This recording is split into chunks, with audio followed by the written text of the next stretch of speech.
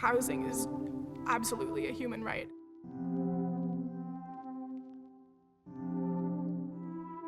My name's Sarah. I grew up in Columbus, grew up in this church, moved away to a few different places for some years and came back recently and reconnected with this church because it's a place where folks have values and have visions for what they want their community to look like, but then also are taking actionable steps to make that happen.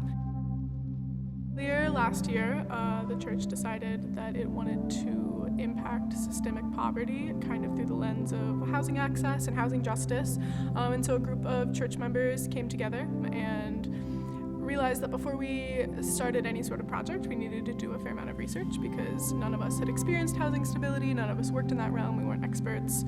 And so we interviewed about 25 people, some of whom who are homeless or have been homeless, service providers, people that work at the housing authority, city officials, medical professionals, just different people that see what housing instability does in our community and what gaps there are. And through that research process, we landed on permanent supportive housing being a huge gap in Columbus. Permanent supportive housing is a part of a national push for Housing First to get people into housing, and then once they have that stability, can start working on other parts of their life that need addressing, whether it's medical issues or chaotic substance use or whatever else. And so it's a model that's in place throughout the country, and Columbus just doesn't have that. My name is Carol Price. I have a husband, Glenn, and I have 3 male children. We're originally from England.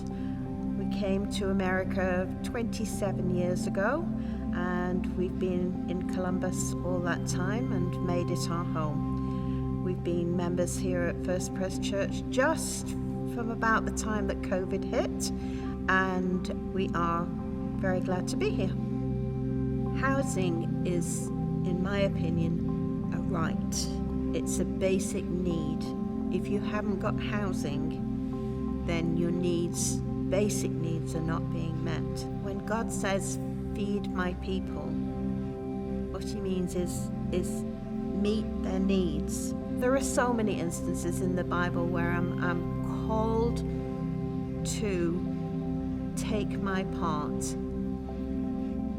in being a body of believers under the Matthew 25 edict, which is get out there and do what you can to meet those basic needs for people. Obviously there's no silver bullet, but I think being able to show up and say, listen, permanent supportive housing is a national model. It's considered best practices by all these organizations. It's had all these successes in other communities, and we're missing that type of resource here. I hope and I pray that this will be the start of a movement so profound that people all across America look to and say, look, they got it right. A representation of how God wants to see communities living. And that's where everybody gets their basic needs met. Safe housing, food, education. So I hope in 50 years, Columbus, Indiana will be on the map for successful community living.